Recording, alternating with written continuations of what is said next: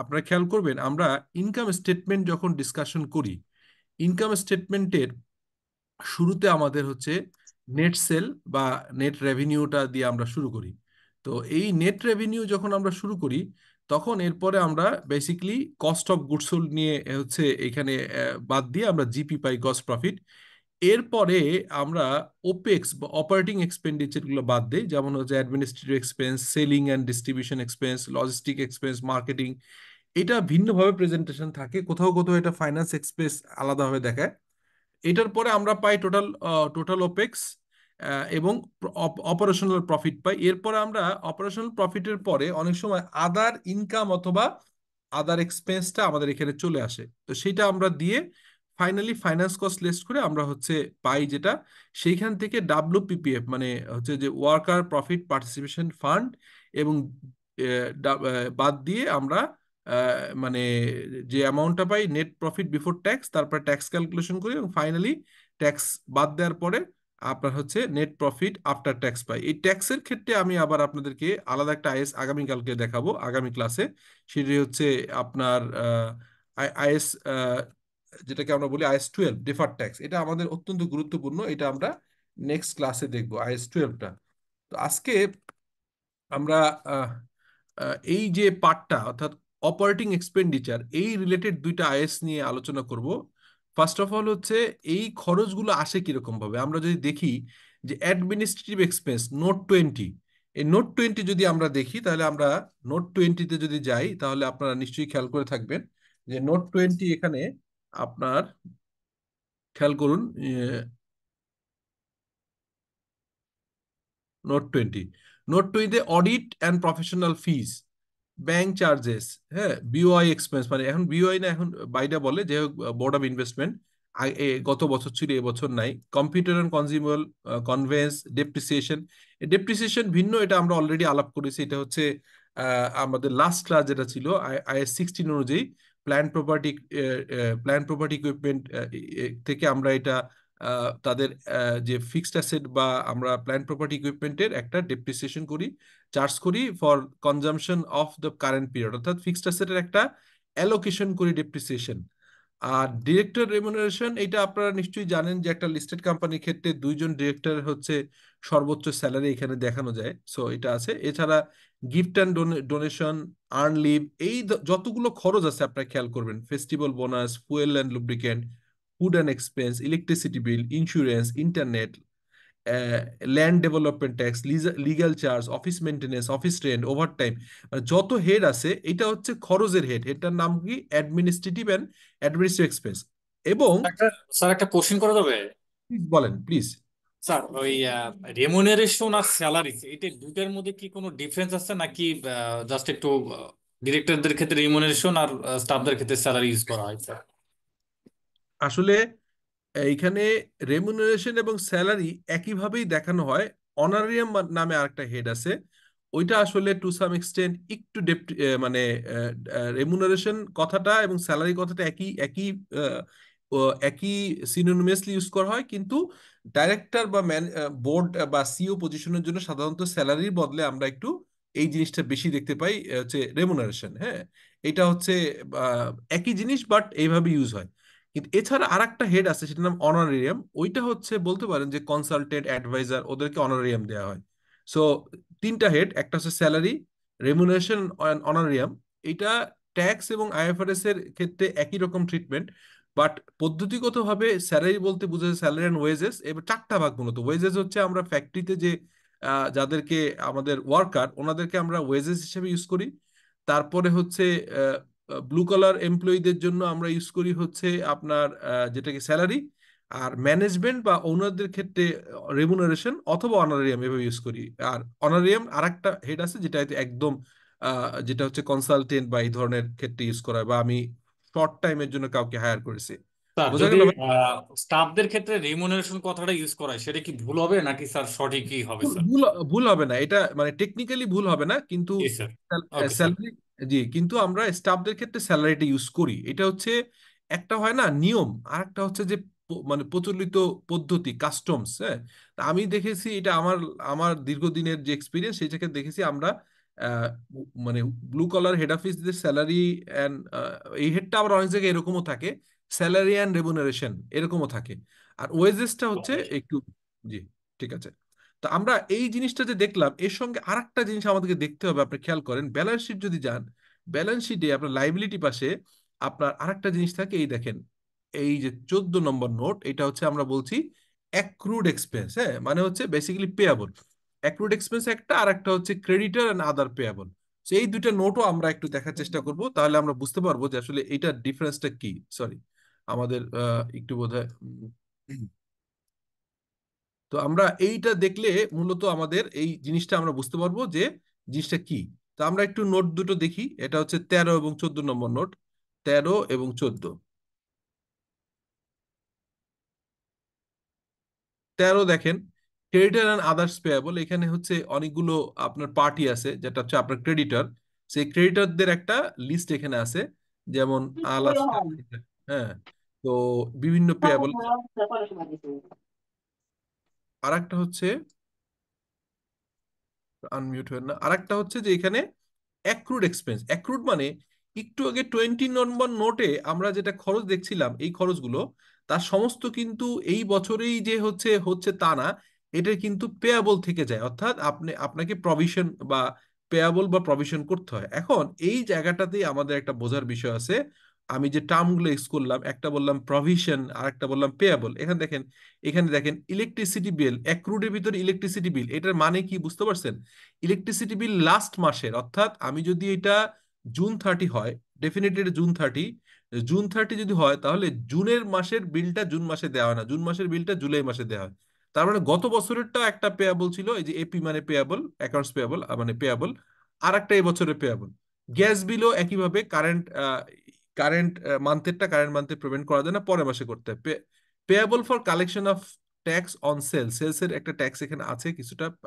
Employee payable for employee profit provident fund, তারপর payable on interest on CC, payable on overtime, royalty ফিজের payable, payable on on এই যে দেখেন payable for salary and wages, যে আপনি যে কোশ্চেনটা করছিলেন, যখনই আমরা সাধারণত এই ইয়েটা করি তখন আমরা ওয়েজেস অ্যান্ড স্যালারি বলি, আর ডাইরেক্টরদের ক্ষেত্রে আমরা এটাকে অনারিয়াম বা রেমুনারেশন বলি। Payable for TDS, payable for VDS, rent payable, এবং হচ্ছে এখন কোশ্চেন হচ্ছে এখানে সব পেয়াবল করা আছে, কিন্তু আপনি যদি ব্যালেন্স শিটে যান আর একটা জিনিস দেখতে পারবেন, সেটা এইটাতে না থাকলে অনেক জায়গায় পাবেন, যেটাকে কন্টিনজেন্ট লাইবিলিটি এবং আপনার প্রভিশনস থাকে। সো পেয়াবল এবং প্রভিশনস এর ভিতরে ডিফারেন্সটা কি, আমাকে কেউ একজন একটু কাইন্ডলি বলবেন, what is the difference between হচ্ছে পেয়াবল অ্যান্ড প্রভিশনস? এই যে আমি এতক্ষণ পেয়াবল আর বললাম। ওই যে ওই দিন মনে হয় আপনি একটু বলছিলেন যে অ্যাকুরাল জিনিসটা হলো টাইম, আর হলো অ্যামাউন্টটা মানে ফিক্সড মানে আইডেন্টিফাইড, আর প্রভিশনটা হলো আনসার্টেন টাইম, আনসার্টেন অ্যামাউন্ট, মানে ওই ক্ষেত্রে আর কি প্রভিশনটা ব্যবহার করা হয় IS 37 অনুযায়ী আর কি স্যার। একদমই রাইটলি বলছেন, সেটাই হচ্ছে আমি একটু দেখাই দিই, আজকে আমরা আর্টও দেখবো একটু পরে। সেটা আর হচ্ছে একটা একটু ছিল আমার এই ক্ষেত্রে, ওই অ্যাকুরাল আর লায়াবিলিটি তো সেম জিনিস তাই না স্যার? অ্যাক্রুড আর জি স্যার। অ্যাক্রুড আর লাইবিলিটি একই জিনিস, হ্যাঁ। জি স্যার। আর হচ্ছে রাইট। এখন দেখেন এখানে IS 37-এ আমরা মূলত দেখবো হচ্ছে এই আইএসটার নাম হচ্ছে আপনার IS 37, এটা হচ্ছে to prescribe the criteria for recognition and measurement. আমি তো আপনাদের শুরুতেই বলছিলাম যে ম্যাক্সিমাম আইএস গুলো হচ্ছে আপনার রিকগনিশন পাবেন, রিকগনিশনের ভিতরে ইনিশিয়াল রিকগনিশন এবং সাবসিকুয়েন্ট রিকগনিশন হয়, অনেক সময় নতুন করে অ্যাড হয়।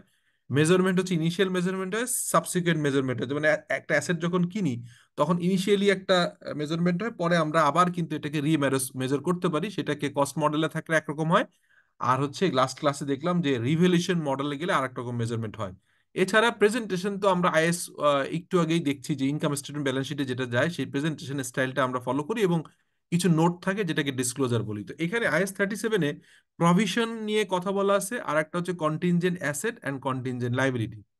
সো তাহলে ডেফিনেটলি এইটা আপনার হচ্ছে এটা কি বলছে, to prescribe the criteria for using the provision and change of provision, prescribe the disclosure requirement, আর কি আছে একটা হচ্ছে provision, contingent asset, consent liability.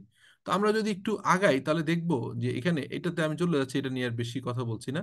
Let's say একটা এক্সাম্পল, একটু আগে আমি একজন বলছিলেন যে example of liability versus accrual আর প্রভিশন। আচ্ছা, লাইবিলিটি আর প্রভিশনের ভিতর ডিফারেন্সটা একটু আগে একজন বললেন, সেটা আমি একটু দেখাই দিই। এখানে দেখেন, লাইবিলিটি মানে a liability is a present obligation. খুব খেয়াল করেন, a liability is a present obligation of the entity arising from past event, মানে অতীতের কোনো ঘটনার কারণে আপনার হচ্ছে কোনো লাইবিলিটি ক্রিয়েট হয়। কেমন, উদাহরণ হিসেবে বলি, আপনি গত মাসে সারা মাসের এমপ্লয়ির কাছ থেকে সার্ভিস নিয়েছেন, সিএফও সার্ভিস নিয়েছেন, কোম্পানি সেক্রেটারি সার্ভিস নিয়েছেন, ফ্যাক্টরি ওয়ার্কারদের সার্ভিস নিয়েছেন। তো আপনি গত মাসে এটা সার্ভিস নিয়েছেন, আর এই স্যালারিটা দিচ্ছেন সাধারণত মাসের শেষে অথবা পরের মাসে 1-2 তারিখে, সাধারণত প্র্যাকটিস যেটা থাকে ম্যাক্সিমাম ফার্মে। এই কারণে বলা হচ্ছে, অথবা আপনি ইলেকট্রিসিটি ইউজ করেছেন অথবা গ্যাস ইউজ করেছেন, তো সেটার কারণে কিন্তু আপনি সার্টেনলি জানেন যে নেক্সট মাসে আপনার কত টাকার বিল পে করতে হবে। A liability is a present obligation for entities arising past event. তাহলে গত মাসের ঘটনার কারণে আমি কিন্তু এটাকে আপনার আগে আমি সার্ভিসটা নিয়েছি, এই কারণে আমি এখন এটাকে লাইবিলিটি ক্রিয়েট করব। The the settlement of which is expected to result in outflow from the entity's resources embodying economic benefit। অর্থাৎ আমার আমি অতীতে কোনো সার্ভিস নিয়েছি, সেটা কোনো ওয়ার্কারদের থেকে কাজ নিয়েছি, আপনার ম্যানেজমেন্ট স্টাফের থেকে সাপোর্ট নিয়েছি, কনসালটেন্ট থেকে নিয়েছি, রেন্ট কোনো স্পেস ইউজ করছি, রেন্ট পেয়াবল হতে পারে, আপনার হচ্ছে এই ইলেকট্রিসিটি বিল পেয়াবল হতে পারে, গ্যাস বিল পে হতে পারে, এরকম জিনিসগুলো হচ্ছে বেসিকলি লাইবিলিটি। এটা আমরা ক্লিয়ারলি বুঝলাম। এখন কোশ্চেন হচ্ছে, এই লাইবিলিটির আরেকটা পোর্শন হচ্ছে এ প্রভিশন। তাহলে এইটা যখন, এখন ধরেন কোনো কারণে আপনার, তর্কের খাতিরে বললাম যে কোনো কারণে ঢাকা ওয়াসা অথবা তিতাস গ্যাস অথবা হচ্ছে ডেস্কো, হ্যাঁ, বা ডিপিডিসি, যাদের থেকে ইলেকট্রিসিটি নেন, এরকম অথরিটির সফটওয়্যার কাজ করছে না, কোনো একটা গন্ডগোল হলো। এখন মাস চলে গেছে, আমরা এখন করছি ডিসেম্বর মাস চলে গেল, কিন্তু আপনি বিলটা এখনো হাতে পান নাই। So if this is the case, তখন কিন্তু আপনি জানেন যে এই টাকাটা পে করতে হবে, এটাও জানেন যে পরবর্তী মাসের 15 তারিখে পে করতে হবে, কিন্তু একটা জিনিস জানেন না, অ্যামাউন্টটা এক্স্যাক্টলি কত হবে। যদি কোনো কারণে এরকম কোনো লাইবিলিটির আইদার অ্যামাউন্ট অথবা টাইমিং আনসার্টেন হয়, তখন সেটাকে প্রভিশন বলে। তার মানে যেটা ইলেকট্রিসিটি বিল হাতে এসে পৌঁছেছে, ওয়াসার বিল হাতে এসে পৌঁছেছে, গ্যাসের বিল হাতে এসে পৌঁছেছে, কিন্তু সেটার আপনার ডেট হচ্ছে নেক্সট মাসের 15 তারিখে দিতে হবে, দেখে আপনি নেক্সট মাসের 15 তারিখে দিচ্ছেন। এই কারণে এই মাসের মাস শেষে আপনার লাইবিলিটি লাইবিলিটি রেকর্ড করছেন, বা যেদিনই বিলটা পেলেন ওই দিনই লাইবিলিটি রেকর্ড করছেন। আর মাস চলে গেল, মাস শেষ হয়ে গেল, 31 ডিসেম্বর পার হয়ে গেল, কিন্তু ওইটার বিলটা এখনো পান নাই, কিন্তু আপনি জানেন অলরেডি একটা সার্ভিস নিয়েছেন। তখন যেটা হয়, টাইমিং জানেন নেক্সট মাসের 15 তারিখ দিতে হবে, অ্যামাউন্টটা আপনি জানেন না। অথবা আরেকটা ঘটনা ঘটে, অ্যামাউন্টটা জানেন কিন্তু পেমেন্ট কবে করতে হবে টাইমিংটা জানেন না। এরকম যদি হয়, তখন বলে a provision is a liability of uncertain timing or amount. এটা সাধারণত, আপনি যেমন একটা একটা এক্সাম্পল দিই, অ্যালাউন্স ফর ব্যাড ডেট, এটাও কিন্তু one kind of provision. Why? Because আমি জানি যে আমি বাকিতে মালামাল সেল করছি। তো বাকিতে মালামাল সেল করলে এইটা হচ্ছে আমার, আমি সারা বছর 100 কোটি টাকা সেল করছি, অতীতের অতীতের ঘটনার থেকে, অতীতের রেকর্ড থেকে দেখতে পাচ্ছি এর ভিতরে আমার হয়তো 10 লাখ টাকার হচ্ছে টাকা নাও পেতে পারি। তো এই যে 10 লাখ টাকা নাও পেতে পারি, অতীতের একটা হিস্ট্রি দেখে আমি যখন প্রভিশন করি, সেই প্রভিশনটা আসলে basically allowance for bad date বলে। তো আমরা লাইবিলিটি এবং প্রভিশন নিয়ে আমাদের কোনো কোশ্চেন নেই। এখন আমারে বলে, আমার আমার একটা ইয়ে আছে স্যার, বলেন কোশ্চিন মানে বলেন, কোশ্চিন না ঠিক স্যার। হ্যাঁ তো বলেন। তাহলে স্যালারিও তো স্যার আমরা তাহলে প্রভিশন হিসেবে চার্জ চার্জ করতে পারি, তাই না স্যার? যেমন আমি বলতেছি স্যালারি না, একটা এক্সাম্পল না, না, স্যার। না, না, স্যালারি পারেন না কেন জানেন, আমি বলি স্যালারি, স্যালারি কোন ক্ষেত্রে পারবেন না, আমি একটা এক্সাম্পল দিই। হ্যাঁ, হ্যাঁ। প্রতি মাসে আমরা যেটা, আমি একদম প্র্যাকটিক্যাল এক্সাম্পল দিলে আপনি মিলে যাবে। প্রতি মাসে কিন্তু আমি জানি কতগুলো লোক আমার এখানে কাজ করেছে, তার স্যালারি কত, এবং আমি প্রতি মাসে 2 তারিখ, 3 তারিখ, 5 তারিখ, 7 তারিখ, 10 তারিখে দেই। তাহলে আমি অ্যামাউন্টটাও জানি, আবার ইয়েটাও জানি। কিন্তু স্যালারির ক্ষেত্রে একটা প্রভিশন আমরা করি, সেটা আপনাকে বুঝাই। সেটা হচ্ছে, আমাদের লেটসে যেসব অর্গানাইজেশনে আমি কাজ করেছি, মোস্টলি হচ্ছে ডিসেম্বর মাসে, হচ্ছে ডিসেম্বর মাস শেষে জানুয়ারি মাসে স্যালারি ইনক্রিজ করা হয়, অথবা জুন শেষে জুলাই করা হয়।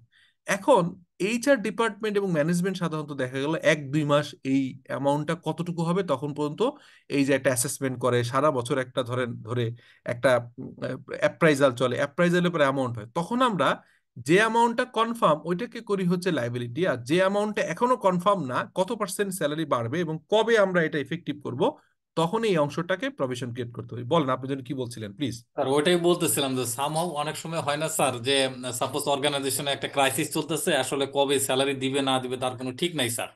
তো সেই হুম। ক্ষেত্রে কি স্যার প্রভিশন করতে পারি না স্যার স্যালারিটা? আচ্ছা, ওই ওই ক্ষেত্রে হয় কি, আপনার তো লেবার ল এবং বাংলাদেশের ল অনুযায়ী আপনি সার্ভিস নিলে আপনাকে টাকা দিতেই হবে। এবং এটা আপনার আপনার মানে আপনার যে মোটামুটি একটা ধরেন আমাদের যারা হোয়াইট কলার মানে যারা হচ্ছে আমাদের ম্যানেজমেন্ট লেভেলে এমপ্লয়ি, ওদের তো আসলে লেবার ল পুরোটা অ্যাপ্লিকেশন হয় না। বাট লেবার ল অনুযায়ী আপনার নিশ্চয়ই জানেন যে ওয়ার্কারদের স্যালারি কত মাসে দিতে হবে, কিরকম ভাবে দিতে হবে, সব জানা আছে। তা আপনি যদি নাও দিতে পারেন কোনো কারণে ক্যাশ ক্রাইসিস, কিন্তু আপনার ধরে নেওয়া হচ্ছে যে আপনি এটা অ্যামাউন্ট এবং টাইমিং জানেন, ওইটার ক্ষেত্রে আমরা এটা প্রভিশন বলতে পারি না, ওটাকে আমাদের পেয়াবলি ক্রিয়েট করতে হয়। কিন্তু অনলি আমি যেটা বললাম একটু আগে যে বছর শেষে কতটুকু বাড়বে কি বাড়বে এইটার ক্ষেত্রে হচ্ছে আমরা প্রভিশনটা করি। আপনি যেটা বলছেন ওইটা আমরা প্রভিশন আকারে না নিয়ে পেয়াবলি ক্রিয়েট করি, কারণ আপনি হয়তো আহ 1 মাস দেরি হতে পারে, 15 দিন দেরি হতে পারে, কিন্তু এইটাকে আসলে অথরাইজ করে এইটাকে আসলে মানে লিগ্যাল ওয়েতে বা লিগ্যাল বলবো না, মানে আপনার মানে একটা সিস্টেমের ভিতরে ফেলে আপনি যদি প্রভিশন করেন তাহলে এটা আপনার অর্গানাইজেশনেরই একটা রেপুটেশনাল মানে লস হবে, এবং আপনার অডিটর বলবে এটা কেন প্রভিশন করছেন, এটা তো পেয়াবল, আপনি নিশ্চয়ই দিতে হবে, আপনার ক্যাশ ফ্লোর কারণে একটু দেরি হচ্ছে। তো যাই হোক, এটা আমরা বুঝলাম। এখন কোশ্চেন হচ্ছে আপনারা একজন বলেন যে এই অ্যাক্রুয়াল কথাটার অর্থ কি?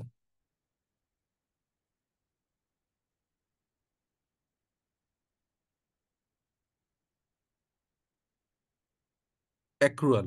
স্যার ওই যে অ্যাক্রুয়াল তো এর আগে বললামই স্যার, যে অ্যাক্রুয়াল আপনি বলছিলেন এর আগে মনে হয় একটা ক্লাসে, যে হুম। অ্যামাউন্ট এবং টাইমটা আমি জানি ফিক্সড আমার কাছে আছে, বাট 1 দিন বা 2 দিন বা 1 সপ্তাহ পর পেমেন্ট দেবো, এটা আমার জানা আছে, সেক্ষেত্রে আমরা অ্যাক্রুয়ালটা করতে পারি স্যার। না, অ্যাক্রুয়ালটা ওটা তো লাইবিলিটি আমি জানি, প্রভিশন। হুম। অ্যাক্রুয়ালটা একটু ইন্টারেস্টিং। আমি একটা এক্সাম্পল সহজ দিয়ে বুঝাই। ধরেন আপনার ফ্যাক্টরিতে, এখানে আমি লিখে রাখছি ফ্যাক্টরিতে, ধরেন আপনি 7 এপ্রিলে 10 কেজি র মেটেরিয়াল ডেলিভারি দিছে, রিসিভড কপি চালান আপনার ফ্যাক্টরি গেটে এসে আপনাকে, ধরেন যে আমি যে কোনো একটা র মেটেরিয়াল আপনার ফ্যাক্টরিতে দিয়ে গেছে। কিন্তু যেটা হয় আপনারা নিশ্চয়ই জানেন যে ফ্যাক্টরিতে ডেলিভারি করার পরে ওইটা একটা ডেলিভারি চালান আপনাকে পাঠায়, সাথে মূসক থাকে, মূসক 6.3। মূসক 6.3 সাধারণত হেড অফিসে দেয়, আমি ভুল বলছি, সাধারণত ডেলিভারি ডেলিভারি চ্যানেল দিয়ে ফ্যাক্টরিতে আপনার ফ্যাক্টরি বা ওয়্যারহাউসে আপনার মালটা পৌঁছে দেয়। এখন ফ্যাক্টরি গেটে 7 তারিখে ঢুকেছে, তো আপনি তো ওই সময় আপনি যদি একদম রিয়েল টাইম অ্যাকাউন্টিং করেন তাহলে আপনি কিন্তু আপনার র মেটেরিয়াল যদি থাকে 1000 কেজি, সাথে 100 কেজি বেশি 1100 কেজি হয়ে গেছে, তো আপনি ইনভেন্টরি ম্যানেজমেন্ট সিস্টেমটা হচ্ছে আপনি পারপিচুয়াল করেন, সব সময় আপনি করতে থাকেন, পিরিয়ডিক না, পারপিচুয়াল, কন্টিনিউয়াসলি ঘটনা ঘটতে থাকে। তো এইটা যখন ঘটতে থাকে তখন কিন্তু ওই 1000 কেজির সাথে আরো 100 কেজি যোগে 1100 কেজি হয়ে গেছে। কোশ্চেন হচ্ছে র মেটেরিয়ালটা পেয়ে গেছেন কিন্তু এর বিলটা কত, এইটা হেড অফিসে এখনো ওই কোম্পানি জমা দিতে পারেনি, কারণ ওই যে ট্রাক ড্রাইভার অথবা যে ডেলিভারি ম্যান আপনার ফ্যাক্টরিতে যখন 100 কেজি ডেলিভারি করলো তখন ফ্যাক্টরি গেটে একটা রিসিপ্ট নেয়, ওই যে এই ডেলিভারি স্লিপের উপর একটা রিসিপ্ট উইথ থ্যাঙ্কস বা রিসিপ্ট ডেটেড এত একটা সিল দিয়ে ডেলিভারি চালানটা আনে। ওই ভদ্রলোক পরের ধরেন হেড অফিসে যে ওই রিসিপ্ট কপিটা জমা দেয়, হেড অফিসে তখন হচ্ছে সাধারণত একটা বিল বা ইনভয়েস, হ্যাঁ বিল আর ইনভয়েসের ভিতরে স্লাইটলি ডিফারেন্স আছে, আমরা বিল বলি হচ্ছে যেটা ফর্মাল, যেটা টাকা আপনাকে বিল দেয় এবং পরবর্তীকালে আপনি পেমেন্ট করেন, আর ইনভয়েস মানে আমরা যে বাজার থেকে কিনে আনি, এটাও কোনো কোনো জায়গায় একটু ডিফারেন্সিয়েট করে। তো যাই হোক, এই বিলটা যখন আপনার এই এই delivery channel with receipt copy সহ, মূসক সহ আপনার হেড অফিস যখন জমা দেয় তখন আপনি এটার লাইবিলিটি ক্রিয়েট করেন। তাহলে দেখেন, লাইবিলিটি ক্রিয়েট হলো আপনার 9 এপ্রিল, আর ফ্যাক্টরিতে রিসিভ করে ইনভেন্টরিতে ঢুকে গেছে 7 এপ্রিল। এই যে 2টা দিন গ্যাপ আছে, 7 তারিখ 8 তারিখ 9 তারিখ, 2 দিন বা 3 দিনের গ্যাপ, এই সময় আমরা এটাকে জিআরআইআর বলি। এই জিআর মানে হচ্ছে আপনার হচ্ছে জিআর ডেবিট, তার মানে হচ্ছে গুড রিসিভ হয়ে গেছে, ইনভয়েস রিসিভ এখনো হয় না, ইনভয়েস রিসিভেবল, ইনভয়েস এখন রিসিভ করে নাই। তার মানে একটা টেম্পোরারি অ্যাকাউন্ট, সেটা আমি বুঝাই এইভাবে আপনাকে, একটু দাঁড়ান, একটু বুঝাই দিই জিনিসটা। মানে তখন যেটা হয়, সরি, এখানে বুঝাই দিই। তখন যে ঘটনাটা ঘটে, তখন আমরা যেটা করি,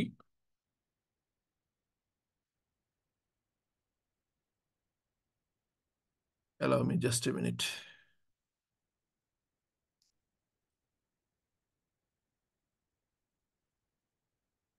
আজকে কি ছুটির কারণে লোকজন একটু কম মনে হয় আজকে পার্টিসিপেশন। ক্লাসটা রিশিডিউল হয়েছে, আমরা চেষ্টা করব যে সোমবার করে সোমবারই রাখার জন্য, ক্লাসটা যদি চেঞ্জ হয়। এই ক্লাসটা গুরুত্বপূর্ণ ছিল। আচ্ছা, এখানে দেখেন, আমরা যেটা যখন ফ্যাক্টরিতে প্রোডাক্টটা আসে, তখন আমরা ধরেন 100 কেজি আসলো, তখন আপনি লিখলেন গুড রিসিভ, গুড, এটাকে এই সফটওয়্যারে বলে জিআর, সংক্ষেপে জিআর, গুড রিসিভ। আর আপনি, এটা ডেবিট হলো, গুড রিসিভ করেছে, অর্থাৎ ইনভেন্টরিতে ঢুকে গেছে already. Already it is in your inventory, তার মানে ডেবিট হয়ে গেছে। এই ডেবিটটা হওয়ার কারণে আপনার প্রোডাক্টটা বেড়ে গেছে, মানে আপনার র মেটেরিয়ালটা বেড়ে গেছে, লেটস সে 100 কেজি প্রোডাক্টের দাম, যাই হোক। আর ক্রেডিট হবে হচ্ছে ইনভয়েস রিসিভেবল, ইনভয়েস, যেটাকে আইআর বলে, ইনভয়েস রিসিভেবল। এইটা হলো ক্রেডিট।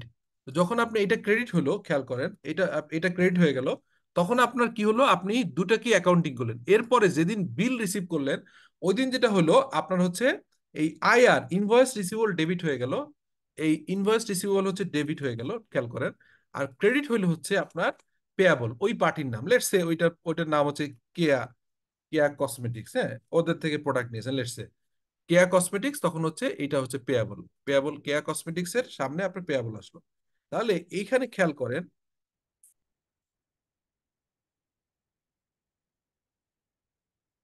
পেয়াবল, এটা হচ্ছে ক্রেডিট হয়ে গেল। এখন একটা জিনিস খেয়াল করে দেখেন যে এই যে ঘটনাটা, যদি ডাইরেক্টলি কিনতেন তাহলে কি ঘটনা ঘটতো, আপনি লিখতেন হচ্ছে ইনভেন্টরি, ইনভেন্টরি, অথবা আপনার হচ্ছে গুডস, যাই বলেন, গুডস, হ্যাঁ, মানে আপনি যেটা কিনছেন, আমি এই যে অ্যাকাউন্টটা করলাম, এই এই গুডসটা আপনার হচ্ছে ডেবিট হতো। আর ক্রেডিট হতো কি, ক্রেডিট হইতো হচ্ছে পেয়াবল, এই যে কেয়া কসমেটিক্স, কেয়া কসমেটিক্স, এটা হচ্ছে পেয়াবল হইতো। ওকে, এখন খেয়াল করেন, এই যে টাইমিং ডিফারেন্সের কারণে, অর্থাৎ এটা 7 তারিখ করলো, 7 এপ্রিল বা যাই হোক, 7 তারিখ, 7th এপ্রিল, আর পরেরটা হলো 9th এপ্রিল, আপনার উদাহরণ অনুযায়ী এখানে দিলাম 9th এপ্রিল। এই 2 দিনের কারণে, এই 2 দিনের বা 3 দিনের ডিফারেন্সের কারণে হচ্ছে আপনার এই যে টেম্পোরারি অ্যাকাউন্ট একবার ডেবিট হলো, এটা হচ্ছে একবার ক্রেডিট হলো, একবার ডেবিট হলো, তার মানে আলটিমেটলি এটা নালিফাই হয়ে গেল। আর আমি একবারে কিনলে যেটা হইতো সেটার এন্ট্রিটা এখানে হয়ে গেল। সো এই এই যে টেম্পোরারি একটা ক্রিয়েশন, এই পিরিয়ডটাকে বলে অ্যাক্রুয়াল। সো আশা করি এবার আপনারা বুঝতে পারছেন যে অ্যাক্রুয়াল জিনিসটা কি। হ্যাঁ, বোঝা গেল ভাই অ্যাক্রুয়ালটা? অনেকেই অ্যাক্রুয়ালটা বুঝতে পারেন, অ্যাক্রুয়ালটা বুঝছেন? স্যার, জি স্যার, ক্লিয়ার স্যার। ওকে। আচ্ছা, তো এখন আমরা আর এখানে তেমন কিছু আমরা করব না, আমরা এটা দিয়ে বুঝে ফেলছি যে আমাদের কি করতে হবে। আচ্ছা, আরেকটা জিনিস শুধু বলে রাখি এখানে, যে একটা জিনিস বলেন, প্রভিশনটা তো আমি হচ্ছে লাইবিলিটির, হ্যাঁ, লাইবিলিটি, এটা হেডিংটা কি, এটার নাম হচ্ছে provisions, contingent liability, contingent asset. তার মানে আমি একটু আগে বললাম প্রভিশন হচ্ছে লাইবিলিটির টাইমিং অথবা অ্যামাউন্ট, যে কোনো একটা বা দুইটা আনসার্টেন হলে এটা প্রভিশন বলে। আচ্ছা, কন্টিনজেন্ট লাইবিলিটি এইটা মানে কি, আমাকে একটু বলেন তো কেউ একজন, হোয়াট ইজ কন্টিনজেন্ট লাইবিলিটি, এই জিনিসটা কি? কন্টিনজেন্ট লাইবিলিটি,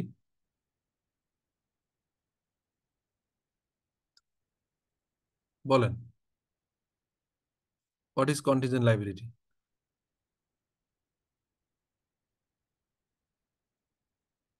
আচ্ছা, কন্টিনজেন্ট লাইবিলিটি মানে হচ্ছে যে এটা সাধারণত হয় ওয়ারেন্টির ক্ষেত্রে। আপনাদের কন্টিনজেন্ট লাইবিলিটির সংজ্ঞাটা দেখাই, হ্যাঁ।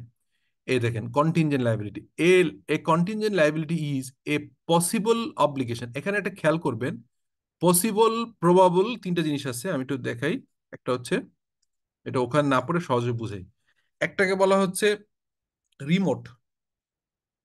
রিমোট মানে হচ্ছে এই রিমোট না, রিমোট মানে খুবই কম chance, less, less possible, less, less possible. আরেকটা হচ্ছে পসিবল, আরেকটাকে বলে প্রবাবল।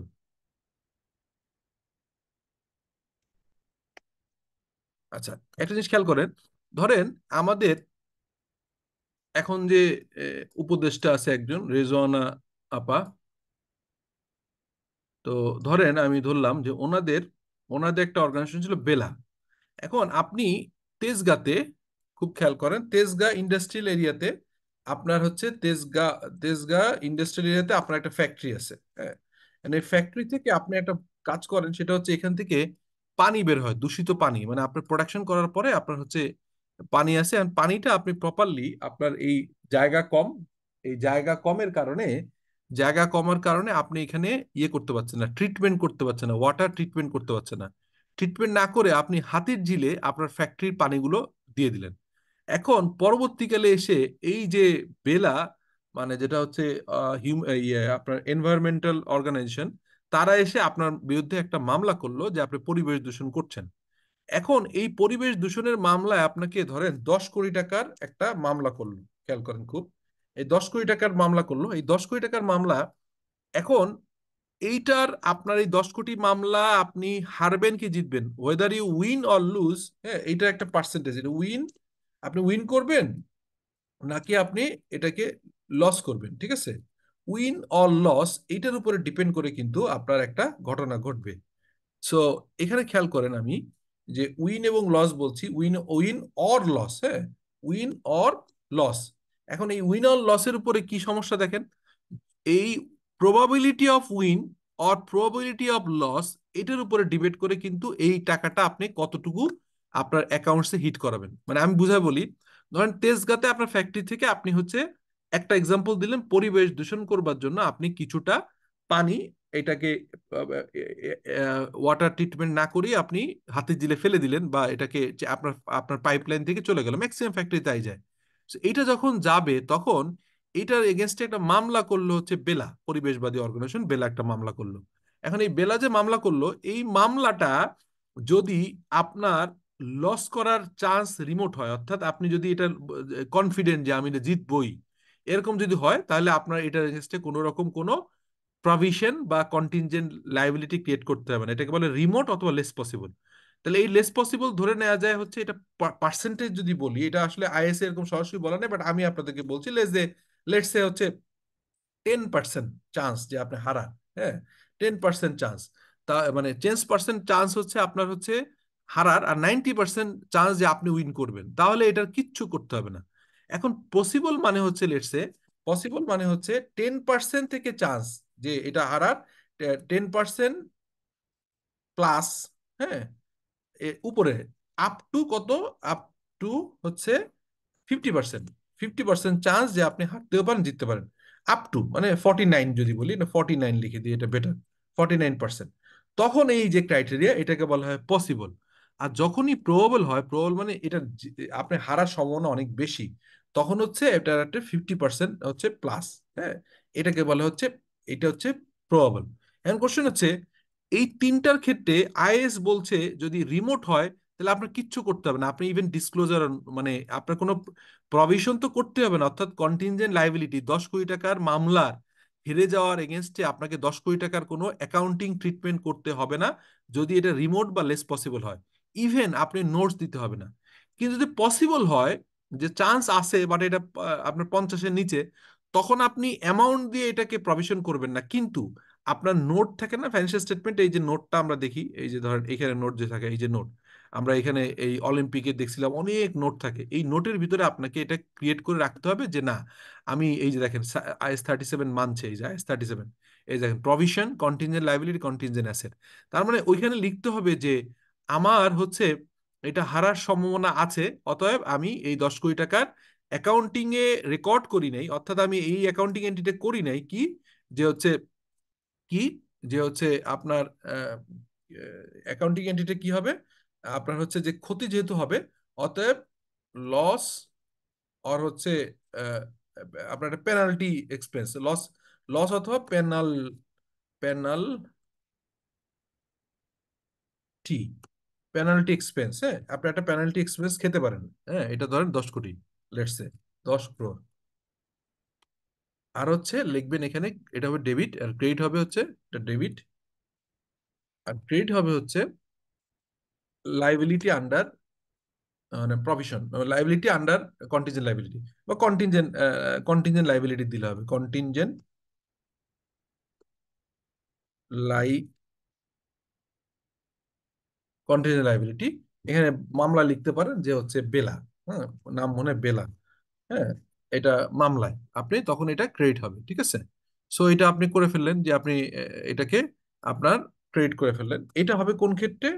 এটা হবে হচ্ছে আপনার ওই যে প্রবাবলের ক্ষেত্রে, এই নিচের প্রবাবলের ক্ষেত্রে।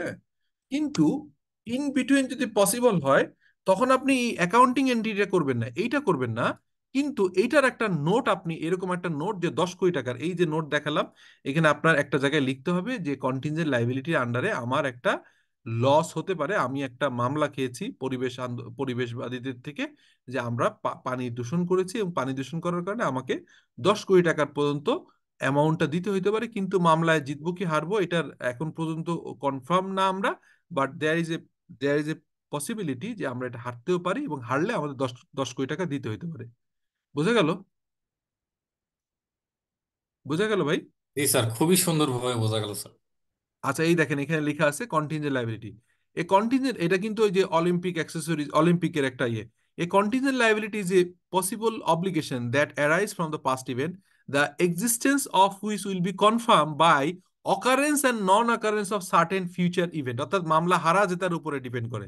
সো বলছে কি, a contingent liability is a possible obligation that arise from the past event, the existence of which will be confirmed by the occurrence or non-occurrence of uncertain future event that are not wholly within the control of the company। আমার কারণে মামলা কোর্টে কি হবে আমি তো জানি না। এই গভর্নমেন্ট চলে আসছে, এখন দেখা গেল এই মামলাগুলো সবাই হেরে যাবে। আগে একটা পলিটিক্যাল গভর্নমেন্ট ছিল, হয়তো এটাকে একটা ফরমাইশি আইন নিয়ে আপনি বেঁচে যেতে পারতেন। So you never know. It may also refer to a present obligation that arise from the past event, but it is not recognized because it is not probable, ওই যে একটু আগে বললাম, it is not probable that the outflow of the resources embodying economic benefit will be required settle the obligation, or the amount of obligation cannot be measured sufficient liability। আচ্ছা, এটা গেল। এখন আপনি বলেন কন্টিনজেন্ট অ্যাসেটটা কি? তাহলে এটা বুঝলাম যে কন্টিনজেন্ট লাইবিলিটি আমি বুঝলাম। So what is contingent asset? এইটা আরেকটা ইন্টারেস্টিং জিনিস, এটা খেয়াল করেন। যে কন্টিনজেন্ট অ্যাসেট হচ্ছে এমন একটা অ্যাসেট যে অ্যাসেটটা আপনি পাবেন কি পাবেন না, এটা আপনি উল্টা, একটু লাইবিলিটি হলো এটা উল্টা। কারণ আপনি কারোর বিরুদ্ধে একটা মামলায় গিয়েছেন, সেই মামলা যদি উইন করেন তাহলে আপনি কিছু টাকা পেতে পারেন। এটা উল্টা বলছি। ধরেন আপনার গাড়িটা রাস্তায় যাচ্ছিল, পিছন থেকে আরেকটা কোম্পানির লেটসে আপনার একটা গাড়ি, লেটসে হচ্ছে প্রাণ আরএফএল একটা গাড়ি আপনাকে ধাক্কা দিল। ধাক্কা দেওয়ার পরে আপনি হচ্ছে এটা একটা মামলা করলেন যে আমাদের এই গাড়িটা ভেঙে ফেলছে। সো এখন প্রাণ আরএফএল থেকে ক্ষতিপূরণ পেতে পারেন, নাও পেতে পারেন। So A contingent asset is a possible asset that arise from the past event or whose existence will be confirmed by the occurrence or non-occurrence of one or more uncertain future event not wholly within the control of the, মানে উল্টা, এটা contingent লাইবিলিটির মতোই contingent asset. But question হচ্ছে, এইখানে যেমন আমি একটু আগে ভাগ করে দেখালাম আপনাদের, যে রিমোট হলে কিচ্ছু করতে হবে না, পসিবল হইলে অর্থাৎ 50% নিচে হইলে আপনি এটাকে নোট দিবেন, সুন্দর করে ডিসক্লোজ করবেন। আর প্রবাবল হলে মোর দ্যান 50%, 50% অথবা অ্যাবভ হলে তখন আপনি এটা অ্যাকাউন্টিং হিসেবে ট্রিট করবেন। কিন্তু এই কন্টিনজেন্ট অ্যাসেটের ক্ষেত্রে নো এন্ট্রি। এটা এটা এটা হচ্ছে অ্যাকাউন্টিং কনজারভেটিভ যে অ্যাপ্রোচ আমরা ফলো করি, সেই কনজারভেটিভ অ্যাপ্রোচে আমরা বলি যে আপনার কোনো অ্যাসেট যদি পেতে পারি, এরকম কোনো চান্স হয়, পেতেও পারি নাও পেতে পারি, এটাকে আমরা আনবো না। মানে নিয়মটা এমন যে ইনকাম এবং অ্যাসেট, এটা কি বললাম, ইনকাম, ইনকাম অর অ্যাসেট, হ্যাঁ, ইনকাম অর অ্যাসেট, এটাকে আমরা কখনোই ওভার এস্টেট করতে পারবো না। মানে এটা আমরা কখনোই এটাকে বাড়াইতে পারবো না, এটা আমরা ওভার এস্টেট করতে পারবো না, এটাকে আমরা নট ওভার এস্টেট, ওভার এস্টেটেড। আর একটা যেটা হবে, সরি, নট নট ওভার এস্টেটেড, ঠিক আছে। এটা আমরা দেখলাম যে নট ওভার এস্টেটেড হবে, যে আমরা এটাকে নট ওভার এস্টেটেড হবে না, আমরা এটাকে বাড়াইতে পারবো না, ঠিক আছে। আর একটা কি হয়, আপনার এক্সপেন্স, ই এক্সপেন্স অথবা লাইবিলিটি, লাইবিলিটি এটাকে আমরা কখনোই আন্ডার এস্টেট করতে পারবো না, মানে কখনো কমাইতে পারবো না। এটা হচ্ছে আন্ডার এস্টিমেট করতে পারবো না। তো এইটা হচ্ছে একটা অ্যাকাউন্টিং এর সবচেয়ে ওয়ান অফ দা আপনার নিয়ম, মানে ওয়ান অফ দা আপনার প্রিন্সিপাল, যে আপনি ইনকাম এবং অ্যাসেট কখনোই চাইলে সামনে পেতে পারেন, বাড়তে পারে, এরকম ঘটনার জন্য আপনি কিন্তু, যেমন আপনার সেলসের এমন এমন ঘটনা ঘটে না, আপনি ধরেন লেটসে আপনার কাছে তেল আছে, হ্যাঁ, ভোজ্য তেল আছে অনেক বেশি, তা আপনি হঠাৎ করে আপনি এই ভোজ্য তেলের দামটা বাড়তে পারে এই ধারণা করে আপনি কিন্তু ওইটার ইনকামটা বাড়ায় এখনই রেকর্ড রেকর্ড করতে পারবেন না। যখন আপনি সেল করবেন তখন আপনি 120 টাকার কেজি জায়গায় 150 টাকাও বিক্রি করতে পারেন। অথবা ইনভেন্টরিতে আছে ধরেন আপনার অনেক কয়েক লক্ষ টন তেল রয়ে গেছে বা কয়েক লক্ষ লিটার তেল রয়ে গেছে। এখন এইটার মার্কেট ট্রেন্ড বাড়তেছে দেখে আপনি চট করে এটা ওভারস্টেট করতে পারবেন না। অথবা আপনার এইটা হচ্ছে একটা নর্মাল প্রিন্সিপাল। একইভাবে এক্সপেন্স যেটা হচ্ছে আপনার কখনোই আপনার যেমন এইটা একটা এক্সপেন্স, এই যে আমি এই যে ইয়ে করলাম, এই যে একটু আগে যে কন্টিনজেন্ট লাইবিলিটি যেটা করলাম, যে কন্টিনজেন্ট লাইবিলিটি কি বললাম, আমার চান্স আছে যে আমি মামলাটা হারবো, এইটার ক্ষেত্রে আমাকে রেকর্ডটা করতে হবে, অথবা রেকর্ড না করলেও পসিবল হইলে আমাকে মানে আমাকে এটা ইয়ে ইয়ে করতে হবে, ডিসক্লোজার দিতে হবে। কিন্তু কন্টিনজেন্ট অ্যাসেটের ক্ষেত্রে এটার কিছু করতে হবে না। কন্টিনজেন্ট অ্যাসেট শুধুমাত্র নোট দিলেই হবে যে আমি প্রাণ আর রেফেলের একটা গাড়ি আমার আমার ইয়ে ভেঙেছে, আমাদের হচ্ছে যে গাড়িকে ধাক্কা দিয়েছে, এই কারণে আমরা একটা মামলা করেছি, লেটস সে 5 লাখ টাকার, এটা আমরা উইন করতে পারি, না উইন করতে পারি, বাট করলে আমরা 5 লাখ টাকা পেতে পারি। এটা আপনি নোট দিবেন, কিন্তু অ্যাকাউন্টিং এ কখনো অ্যাকাউন্টিং এন্ট্রি করবেন না। সো এইটা হচ্ছে আমাদের এই এই যে টোটাল যে আপনার আইএসটা, আমি কিন্তু সংক্ষেপে আপনার প্রত্যেকটা ফ্যাক্ট বুঝিয়ে দিলাম। তাহলে এবার আপনি স্যার, আসেন। একটা কোশ্চেন করি স্যার, ওই যে কন্টিনজেন্ট অ্যাসেটের ক্ষেত্রে সাপোজ যদি মামলায় আমি জিতে যাই, যদি ক্ষতিপূরণ পাই, সেক্ষেত্রে কি জার্নাল দিতে হবে কি স্যার? হ্যাঁ, তখন তো অবশ্যই, যখন আপনি ফিজিক্যাল কনফার্ম হবে হুম তখন তো হুম। আপনি এটা, তখন কি হয়, তখন হচ্ছে যে আপনি এটাকে আপনার এটাকে আসলে তখন অ্যাসেট এবং ইনকাম ক্রিয়েট হয়। অ্যাসেট এবং ইনকাম ক্রিয়েট ক্রিয়েট হয় কিরকম, যে আপনার হচ্ছে যে এটা ট্যাক্সের ভাষায় আপনি যখনই এটা পাবেন, তাহলে ডেফিনেটলি আপনি ক্যাশ অথবা সে ক্যাশ দিবে, ক্যাশ ডেবিট হবে। আর আপনি তখন এটাকে আদার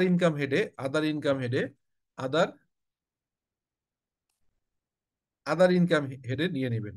কারণ আপনি তো মামলায় জিতে গেছেন, তাই না? তো এটা তো ক্যাশ পেয়েছেন আদার ইনকাম, তখন আপনি আদার ইনকাম অনেকগুলো হেড থাকবেন, আপনি লিখলেন লিখলেন যে হচ্ছে আপনার হচ্ছে কার অ্যাক্সিডেন্ট বা এরকম কিছু লিখলেন, হ্যাঁ, আপনি অ্যাকাউন্টিং আপনি যেভাবে রাখেন, তো তখন ওই যখন টাকাটা পেলেন শুধুমাত্র তখনই আপনি এখন এন্ট্রিটা করবেন। ক্যাশ ক্যাশ অথবা ব্যাংকে যদি ব্যাংক আসে, ক্যাশ অথবা ব্যাংক, আর হচ্ছে আদার ইনকাম হেডেড এটাকে অ্যাকাউন্টিং করবেন। ঠিক আছে ভাই? ঠিক আছে স্যার, থ্যাংক ইউ স্যার। আচ্ছা, তাহলে আমরা এখন মোটামুটি এই আইএসটা দেখলাম। আরেকটা জিনিস খেয়াল করেন, আমরা এবার আগের জায়গায় আবার যাই। খেয়াল করেন সেটা হচ্ছে,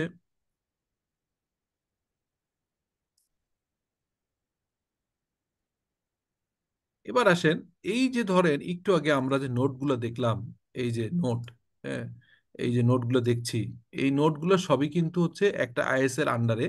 সেই আইএসটা হচ্ছে IS 8। আমরা IS 8টা এখন একটু দেখি, তাহলে আমার ধারণা আপনাদের আরো ক্লিয়ার হবেন। IS 8টার হেডিংটা হচ্ছে, খেয়াল করেন যে এটাকে কি বলা হচ্ছে, আমরা বলছি হচ্ছে যে, আচ্ছা এখানে খেয়াল করেন, IS 8 accounting policies change in the accounting estimate and error. এটার মানে হচ্ছে এই যে যত কিছু আপনি করলেন একটু আগে, এই যে আমি ফাইন্যান্সিয়াল স্টেটমেন্ট দেখালাম, এগুলো অল আর বেসিকলি এই IS 8-এর আন্ডারে। আমরা যে নোটগুলো যত কিছু করছি, এই যতগুলো নোট, এই নোটগুলোর দুইটা নোট, একটা হচ্ছে যে ফাইন্যান্সিয়াল ফিগার, আর একটা পলিসি নোট। এই যে পলিসি নোটগুলো খেয়াল করবেন, এই যে আপনি লিখবেন যে আপনার কি রিপোর্টিং এন্টিটি, এগুলো লিখবেন। অথবা আপনি যদি এইটা যাই, এটা আরো বেশি বুঝতে পারবেন। এইখানে যে এত গত ক্লাসে বা তার আগে ক্লাসে সুন্দর করে আপনাদেরকে বলেছি যে এই সবগুলো হচ্ছে কি হয়, 1 নম্বর নোট থেকে তারা সবকিছু দিতে হবে। যত বেশি ভালো ডিসক্লোজার থাকবে তত বেশি ফাইন্যান্সিয়াল স্টেটমেন্টটা আপনাকে বলতে হবে যে ভালো স্টেটমেন্ট। এই যে আপনার ক্যাশ ফ্লো শেষ, ক্যাশ ফ্লো শেষ, এবং ক্যাশ ফ্লোর পরেই হচ্ছে আপনার যে নোটটা, এই যে লেখেন Olympic industries limited accounting policy and explanatory note. এই যে দেয়া যে background and introduction, incorporation of the legal status, মানে এই কোম্পানিটা কবে তৈরি হয়েছে, the Olympic industries limited formally known as the Bengal carbide limited, A publicly traded company Incorporated and domiciliated in Bangladesh, established June 26, 1979. The company holds registration number C এত এত for the fiscal year এত এত। The company begins its commercial operation, যেহেতু public limited company, এখানে দুইটা জিনিস খেয়াল রাখবেন, যে প্রাইভেট লিমিটেড কোম্পানির কিন্তু এই সার্টিফিকেট অফ ইনকর্পোরেশন লাগে না, অর্থাৎ কোম্পানি যেদিন আপনার তৈরি হলো এই সার্টিফিকেট ইনকর্পোরেশন দিয়েই আপনার চলে। কিন্তু পাবলিকের ক্ষেত্রে সার্টিফিকেট অফ ইনকর্পোরেশনের সাথে আরেকটা লাগে, এটা হচ্ছে কমেন্সমেন্ট সার্টিফিকেট অফ কমেন্সমেন্ট। মানে আপনার কোম্পানি করলেন ভালো কথা, কিন্তু যেদিন থেকে অপারেশন শুরু করবেন ওই দিন আরেকটা লাইসেন্স নিতে হয়, এটার নাম হচ্ছে সার্টিফিকেট অফ কমেন্সমেন্ট। তো পাবলিক লিস্টেড কোম্পানি তারা হচ্ছে 1900 আপনার 77 শুরু করলো, কিন্তু কমার্শিয়াল অপারেশন শুরু করলো, কমেন্সমেন্ট হয়েছে হচ্ছে 1982, and launch it's initial public offer in 1984। মানে তারা আইপিওতে আসছে 1984 সালে। 78 79 সালের ফিসকাল ইয়ারে হচ্ছে তারা হচ্ছে ইনকর্পোরেট হয়েছে C7096/826, এটা হচ্ছে আরজেসি নাম্বার। সেটাকে কমেন্সমেন্ট অফ অপারেশন হয়েছে 1982, আর 1984-এ হচ্ছে ঢাকা স্টক এক্সচেঞ্জ এবং চট্টগ্রাম স্টক এক্সচেঞ্জে লিস্টেড হয়েছে। তো এরকম ভাবে নোটগুলো তারা দেয়। এই নোটটা আসে হচ্ছে এই আইএসটার আন্ডারে, যেটা হচ্ছে অ্যাকাউন্টিং পলিসি অ্যান্ড নোট। তারপর হচ্ছে change in the accounting estimate, এবং লাস্টে এরর। সো এইটাও আমি একটা স্লাইডে আপনাদের ব্যাখ্যা করে দিই, হোপফুলি আপনারা ক্লিয়ারলি বুঝতে পারবেন। হ্যাঁ, এখানে খেয়াল করেন, আমরা এই একটা স্লাইড দিয়ে বুঝাই দিব, এই জন্য আমি ডিটেইলে যাচ্ছি না। আর ডিটেইল আপনাদেরকে এই আজকে যে আইএস দুটো করলাম, এটা ডিটেইল ক্লাসটাও আলাদাভাবে আমার নেওয়া আছে, সেটাও আলাদাভাবে আপনাদেরকে দেখা দিয়ে দিব, সো দ্যাট আপনারা এখনকার ক্লাসের কনসেপ্টটা এবং পুরো জিনিসটা বুঝলেন, আর ডিটেইল আরো একটু দেখলেন। আর আজকে তো এখন আইএস আইএফআরএস ধরে ধরে কোম্পানির সাথে মিলেই দেখাচ্ছি। দেখেন আইএস 8 বলছে, আইএস 8 এর হেডিংটা কি? আইএস এর হেডিং হচ্ছে বললাম the accounting policy change in the accounting estimate আর এরর। এখন দেখেন এক স্লাইডে অ্যাকাউন্টিং এস্টিমেট আর এরর ভিতরে ডিফারেন্স বুঝাই। এটা হচ্ছে অ্যাকাউন্টিং পলিসি হচ্ছে যেটা আমরা অ্যাকাউন্টিং পলিসি এবং তাদের চেঞ্জ। অ্যাকাউন্টিং এস্টিমেট মানে ডেপ্রিসিয়েশন ইজ অ্যান এস্টিমেট, যে কত বছর চলবে। ডেপ্রিসিয়েশন এস্টিমেট না, এস্টিমেট হচ্ছে কত বছর। একটা মেশিন কিনলেন, সেই মেশিনটা আপনার ইঞ্জিনিয়ার অথবা আপনার হচ্ছে সার্ভেয়ার বা অ্যাকচুয়ারির ভ্যালুয়েশন আসলে করতে হয়, তারা বা ভ্যালুয়ার বলে দিবে, ভ্যালুয়ারের এক্সপার্ট টিম, যে এই মেশিনটা হচ্ছে আপনার 10 বছর চলবে নাকি 20 বছর চলবে। সো এই যে কত বছর চলবে, দ্যাট ইজ অ্যান এস্টিমেট। আর কারেকশন মানে অতীতে কোনো ভুল করেছেন সেটা হচ্ছে কি হবে। এখন দেখেন IS 8 satisfy qualitative characteristic of comparability and relevance and reliability। ধর আমি কনসেপচুয়াল ফ্রেমওয়ার্ক এই টার্মগুলো আপনাদেরকে খুব ভালো করে বুঝিয়েছিলাম। কম্পারেবিলিটি মানে হচ্ছে যদি এটা না মানতেন, IS 8 যদি না থাকতো, তাহলে আপনি এক এক বছর এক এক ভাবে করতেন। এস্টিমেট এই বছর করছেন 8 বছর, কোনো বছর 10 বছর, কোনো বছর 20 বছর, তাহলে এই যে এনার্কি হতো, তাতে কি হতো, ফাইন্যান্সিয়াল স্টেটমেন্টের এই কম্পায়ারেবিলিটি নষ্ট হইতো এবং রিলায়েবল হইতো না, এটাকে আনরিলায়েবল এবং আনরিয়ালিস্টিক ইরিলেভেন্ট হয়ে যেত। তো অ্যাকাউন্টিং পলিসি কি? অ্যাকাউন্টিং পলিসি একটু আগে দেখালাম, অলিম্পিক ইন্ডাস্ট্রির অ্যাকাউন্টিং পলিসিগুলো। এই অ্যাকাউন্টিং পলিসি হচ্ছে ডিপেন্ড করে রিলেভেন্ট আইএসএস আর ম্যান্ডেটরি। আচ্ছা, তাহলে যেখানে যেখানে হচ্ছে আইএস আছে, আইএস আইএফআরএস আছে, আইএস মানে all is is also IFRS, IFRS is IFRS. So এখানে আসলে এই এই এটা যেটা আইএস লিখছে, এটাকে আইএফআরএস রিপ্লেস করতে হবে, কারণ এটা IS 8 আসছে আগে, আইএফআরএস অনেক পরে আসছে, এই জন্য আইএস লেখা আছে, বাট এটা আসলে পড়তে হবে রিলেভেন্ট আইএফআরএস আর ম্যান্ডেটরি। তার মানে যেখানে যে আইএফআরএস আছে, একটু আগে অলিম্পিক ইন্ডাস্ট্রির পলিসি দেখার সময় আমরা দেখছিলাম, খেয়াল করেন, অলিম্পিক ইন্ডাস্ট্রির যখন দেখছিলাম, আমি আবারও দেখাই আপনাদেরকে। অলিম্পিক ইন্ডাস্ট্রির যখন আমরা পলিসি লিখছিলাম, তখন কিন্তু তারা কোন কোনগুলো পলিসি বলছে যে IS 1 অনুযায়ী স্টেটমেন্ট অফ ফাইন্যান্সিয়াল পজিশন হবে, ইনভেন্টরিজ IS 2 হবে, এই যে পলিসিগুলো, এই পলিসিগুলো তারা সরাসরি রিসিভ করছে হচ্ছে কোন জায়গা থেকে, রিলেভেন্ট আইএফআরএস গুলো তাদের হচ্ছে নিবে। আর সেকেন্ড বলছে where no relevant IS apply judgement in IS framework. যখন আপনি হচ্ছে মানে আইএস ফ্রেমওয়ার্ক মানে কনসেপচুয়াল ফ্রেমওয়ার্ক, যখন সরাসরি কোনো আইএস আইএফআরএস পাবেন না, আপনি খুঁজলেন, অ্যাকাউন্টিং পলিসি করতে চাইলেন, অ্যাকাউন্টিং পলিসি যে করতে যে দেখলেন, একদম ডাইরেক্টলি ওই পলিসিটা রেয়ার ক্ষেত্রে আপনার হচ্ছে কোনো আইএস বা আইএফআরএস অনুযায়ী সরাসরি ফেলতে পারছেন না, তখন হচ্ছে কনসেপচুয়াল ফ্রেমওয়ার্ক অনুযায়ী আপনার ম্যানেজমেন্ট এটাকে অ্যাপ্রুভ করবে, আপনার ওন অ্যাকাউন্টিং পলিসি। তো where no relevant IS or IFRS apply judgement inline, মানে ম্যানেজমেন্ট ডিসিশন নিবে, জাজমেন্ট নিবে inline with the IFRS conceptual framework. আর অ্যাপ্লাইড কনসিস্টেন্টলি মানে হচ্ছে এটা যা করবেন এটা আপনি কিন্তু সরাসরি করতে হবে প্রত্যেক বছর একই। আপনি যদি অ্যাকাউন্টিং এস্টিমেট ধরে নেন যে একটা অ্যাসেট 10 বছর চলবে, আপনি আনলেস আদারওয়াইজ ভ্যালুয়েশন বা কোনো একটা জায়গা থেকে কনফার্ম নিউজ না পাবেন, একটা সার্টেন পর্যন্ত 10 বছর করতে হবে। যখন আপনি দেখলেন যে মেশিনটা 12 বছর 15 বছর চলবে, তখন আপনি অ্যাকাউন্টিং এস্টিমেট চেঞ্জ করবেন, কিন্তু তার আগ পর্যন্ত কিন্তু কনসিস্টেন্টলি চলবে। আপনি অ্যাকাউন্টিং পলিসি হচ্ছে আপনার ইনভেন্টরি ভ্যালুয়েশন করেন হচ্ছে ফার্স্ট ইন ফার্স্ট আউট। এই অ্যাকাউন্টিং পলিসি অনুযায়ী, IS2 অনুযায়ী যদি আপনার ইনভেন্টরি IS2 ফলো করে যদি ফার্স্ট ইন ফার্স্ট আউট হয়, তাহলে এটা অ্যাপ্লাই করতে হবে কনসিস্টেন্টলি। একবার একবার হচ্ছে আপনার ফিফো, একবার হচ্ছে ওয়েটেড অ্যাভারেজ, একবার LCM, এটা করা যাবে না। এখন এই অ্যাকাউন্টিং পলিসিটা যদি চেঞ্জ হয়, change in the accounting policy, সেক্ষেত্রে কি হয়, ওয়েন নিউ IS রেকর্ড, অর্থাৎ আপনি এটাকে ভালোভাবে বুঝাই দিই যে ধরেন আপনার যদি নতুন IS আসে, যেমন আমি একটা উদাহরণ হিসেবে বলি, একটু আগে আমরা কি দেখলাম, একটু খেয়াল করেন আপনি, একটু আগে দেখেন এখানে বলছে যে IS1 ফলো করে। এখন এই IS1 থাকবে না যখন 2027 সালে IFRS 18 আসবে। আমি শুরুতে আপনাকে বলছিলাম যে IFRS 18 হচ্ছে 2027 সালের থেকে, 2027 সাল থেকে আপনাকে হচ্ছে ফলো করতে হবে IFRS 18। তখন আপনি চাইলেও এই পলিসি রাখতে পারছেন না, তখন চেঞ্জ হয়ে যাচ্ছে, এটা নিয়ে আপনার কোনো সমস্যা নেই।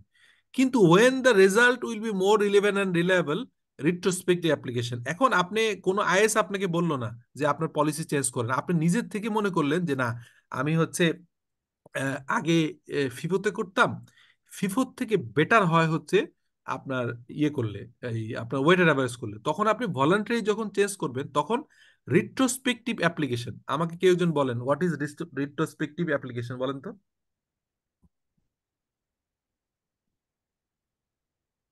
রিট্রোস্পেক্টিভ অ্যাপ্লিকেশন মানে কি?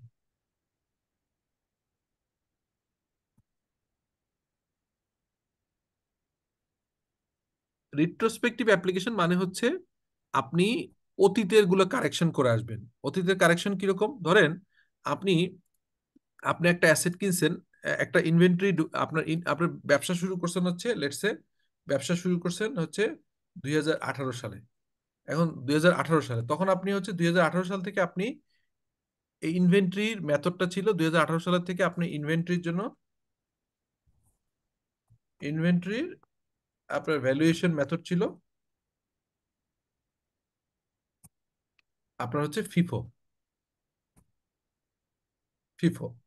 এখন এই যে ফিফো ছিল, আপনি 2020 সালে এসে আপনি এটাকে ইনভেন্টরি ভ্যালুয়েশনটা করলেন হচ্ছে ওয়েটেড অ্যাভারেজ, হ্যাঁ, ওয়েটেড অ্যাভারেজ।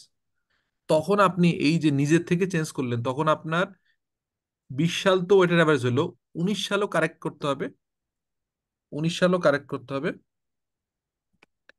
18 সালে কারেক্ট করতে হবে, যেহেতু আপনি নিজের থেকে করছেন, অতএব এইটাকে বলে রিট্রোস্পেক্টিভ অ্যাপ্লিকেশন। সো এইটাকে বলা হয় রিট্রোস্পেক্টিভ অ্যাপ্লিকেশন। এবং এই ক্ষেত্রে যেটা হয় সেটা হচ্ছে আপনার 3টা কলাম ব্যালেন্স শিট হয়। 3 কলাম শিট, 3 কলাম ব্যালেন্স শিটটা কি, আমি আপনাদেরকে একটা দেখাই, তাহলে সুবিধা হতে পারে। Just a minute, allow me 1 minute.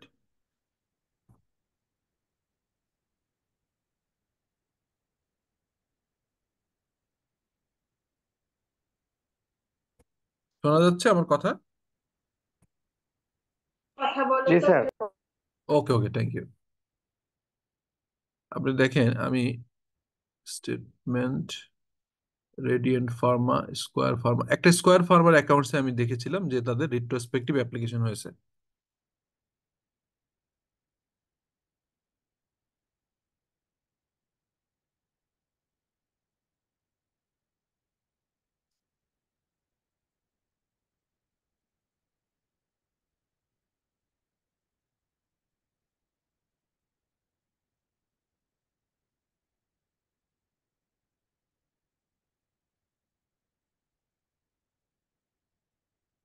এই দেখেন, এই দেখেন আপনার কনসোলিডেট, এটা হচ্ছে consolidate statement, financial position.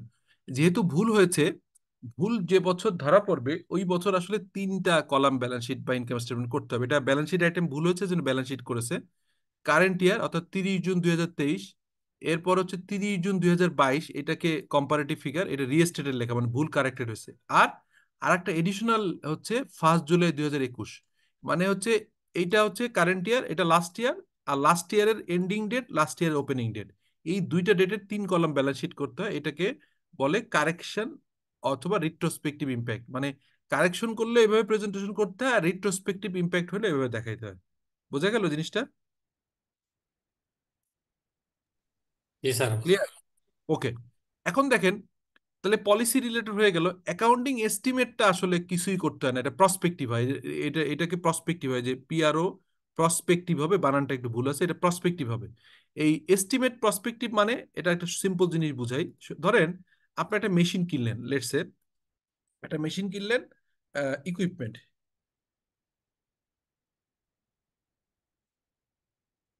Equipment কিনলেন, যেটার ভ্যালু হচ্ছে লেটসে 1,000 টাকা। হ্যাঁ, এটা 10 বছর লাইফ টাইম ধরলেন, 10 বছর, 10 ইয়ার্স। 10 ইয়ার্স, ঠিক আছে। এন্ড 10 ইয়ার্স ধরার পরে আপনার তাহলে প্রত্যেক বছরে ডেপ্রিসিয়েশন কত হবে? ডেপ্রিসিয়েশন পার ইয়ার হচ্ছে 100 টাকা। ওকে। এখন 5 বছর যাওয়ার পরে, 5 বছর যাওয়ার পরে কত আপনার হচ্ছে যে অ্যাসেট, ইকুইপমেন্টের ভ্যালু ছিল কত? ইকুইপমেন্ট ভ্যালু হচ্ছে লেটসে আপনার 1,000 টাকা, তাই না?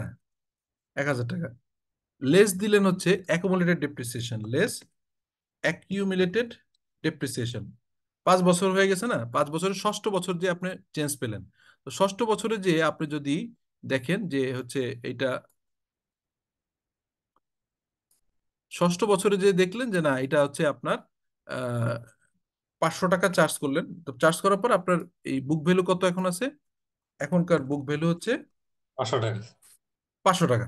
তাহলে এই যে 500 টাকা পেলেন, এখন আপনি বললেন যে না, আমি মেশিনটা দেখছি যে লাইফ টাইম আর একটু বাড়বে, মানে আমি এটা চাইলে এটা আমার এটা আসলে আর 5 বছর না, মানে 5 বছর তো হয়ে গেছে, আরো 5 বছর এটা চলবে, আগামী আরো 2 বছর এডিশনাল চলবে। তাহলে এই 500 টাকাকে এখন আপনি নতুন করে আপনি যেটা করতে হবে, আপনার 500 টাকা ডিভাইডেড বাই 7, মানে তখন হচ্ছে 5 বছর থাকার কথা, কিন্তু 2 বছর আরো বেড়ে গেল। এই যে 7 করে করলেন, এখন আপনি 100 টাকা চার্জ না করে আপনি হচ্ছে এটাকে যখন আপনি ডেপ্রিসিয়েশন চার্জ করবেন, তখন হচ্ছে 71 টাকা 43 পয়সা করে করতে হবে। এই যে নতুন করে আগের 5 বছর করছিলেন 100 টাকা করে, প্রতি বছর ইনকাম স্টেটমেন্টে 100 100 100 100 করতে 500 টাকা আসছে। এই 500 টাকা হয়ে গেছে, কিন্তু এখন এসে দেখলেন যে এস্টিমেট চেঞ্জ হয়ে এটা 10 বছর না হয়ে 10 ইয়ার্সের জায়গায় আপনার হচ্ছে 12 ইয়ার্স হয়ে গেল। সেই যে 12 ইয়ার্স হয়ে গেল, এই 12 ইয়ার্স হওয়ার কারণে 2 বছর যে বাড়লো, আপনার রিট্রোস্পেক্টিভ ইম্প্যাক্ট করার দরকার হবে না, মানে আগের গুলা সব আপনার এখন এইভাবে করতে হবে না যে 10 বছর 1,000 টাকা দাম ছিল, ডিভাইডেড বাই 12, তাহলে হচ্ছে প্রতি বছর করার কথা হচ্ছে 83 84 টাকা। সো 83 টাকা না করে আমি ভুল করছি, তো আমি এখন এই 83 টাকা তাহলে 100 টাকার থেকে প্রতি বছর কারেকশন করবো। No, no needed. যেহেতু এস্টিমেট চেঞ্জ, অতএব যা হয়ে গেছে, what is done done, gone gone. Only সামনের 7 বছরে আপনি প্রতি বছর, 7 বছরের জন্য আপনি প্রতি বছর হিসাব করে কত করবেন? আপনি 71 টাকা করে চার্জ করবেন। এইটাকে বলে প্রসপেক্টিভ ইম্প্যাক্ট। এটা হচ্ছে এই যে এস্টিমেট। এখন আসেন এরর। এররের ক্ষেত্রে হচ্ছে এই একটু আগে যেটা দেখালাম, যে কোনো এরর হলে এরকম ভাবে আপনার কারেকশন করতে হয় এবং 3 কলাম ব্যালেন্স শিট করতে হয়।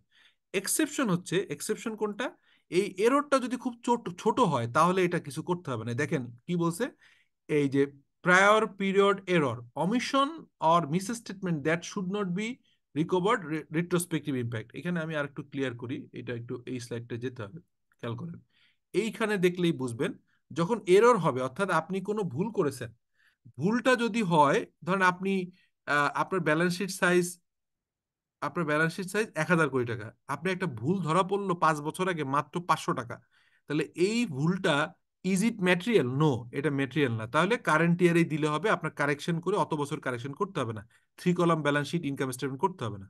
কিন্তু যদি এমন হয় 10,000 কোটি টাকার ব্যালেন্স শিটে আপনি 5 কোটি টাকার ভুল করছেন, দ্যাট ইজ হচ্ছে ম্যাটেরিয়াল, তখন এটা রিট্রোস্পেক্টিভলি ঠিক করতে হবে। এটার নাম হচ্ছে বলে রিএস্টেট রিট্রোস্পেক্টিভলি কম্পারেটিভ দিতে হবে, এবং নতুন একটা ব্যালেন্স, একটা এডিশনাল ক্রিয়েট করতে হবে। সেটাই হচ্ছে এই যে স্কোয়ার ফার্মা করেছে। দেখেন, স্কোয়ার ফার্মা যখন ব্যালেন্স শিটে কোথাও একটা ভুল পেয়েছে, তখন current year with last year এবং লাস্ট ইয়ারের এন্ডিং এবং লাস্ট ইয়ারের ওপেনিং দিল। এইটাকে বলা হচ্ছে এরর কারেকশনের প্রক্রিয়া, যেখানে রিট্রোস্পেক্টিভ রিস্টেটমেন্ট বলে। এই যে রিট্রোস্পেক্টিভ রিস্টেটমেন্ট, এটাকে বলে রিট্রোস্পেক্টিভ রিস্টেটমেন্ট, এবং এটা কম্পারেটিভ ফিগারের সাথে আর একটা ওপেনিং ব্যালেন্স আনতে হয়। এই যে কম্পারেটিভের সাথে ওপেনিং ব্যালেন্স আসছে। সো আজকে দুইটা আইএস এর একদম প্র্যাকটিক্যাল এক্সাম্পল দিয়ে বুঝিয়ে দিলাম। আপনাদের কাছে বোধহয় স্কোয়ার ফার্মাটটা দেওয়া হয় নাই, আমি স্কোয়ার ফার্মাটটা এখন দিয়ে দিব, আর এই দুইটা প্রেজেন্টেশন স্লাইড দিয়ে দিব আপনাদেরকে, আমাদের জারিফ দিয়ে দিবে। সো আশা করি আজকের ক্লাসটা অত্যন্ত ইম্পর্টেন্ট ছিল এবং খুবই গুরুত্বপূর্ণ। 1 ঘন্টা আমরা ক্লাস নিলাম এবং এই 1 ঘন্টার ভিতরে দুইটা আইএস এর একদম প্র্যাকটিক্যালি দেখিয়ে আমাদের ডেমনস্ট্রেট করলাম। যদি আপনাদের কোনো কোশ্চেন থাকে, একটা কোশ্চেন নিতে পারি, দুইটা কোশ্চেন নিতে পারি। আদারওয়াইজ আজকে শেষ করি, ছুটির দিন, আপনারা এনজয় করেন। আর নেক্সট ক্লাস আমরা, আমি যে বললাম যে দেরি হয়ে গেছিল, আমি চেষ্টা করব যে সোমবার যেহেতু নেয়ার কথা, এভরি সোমবার এই জন্য হয়, এটা আর চেঞ্জ না হয়, হ্যাঁ। আর স্যার, আমাকে একটু মানে ছোট স্যার একটা সোমবারে কোশ্চেন স্যার। ছিল। বলেন বলেন, কোশ্চেনটা বলেন, জি প্লিজ।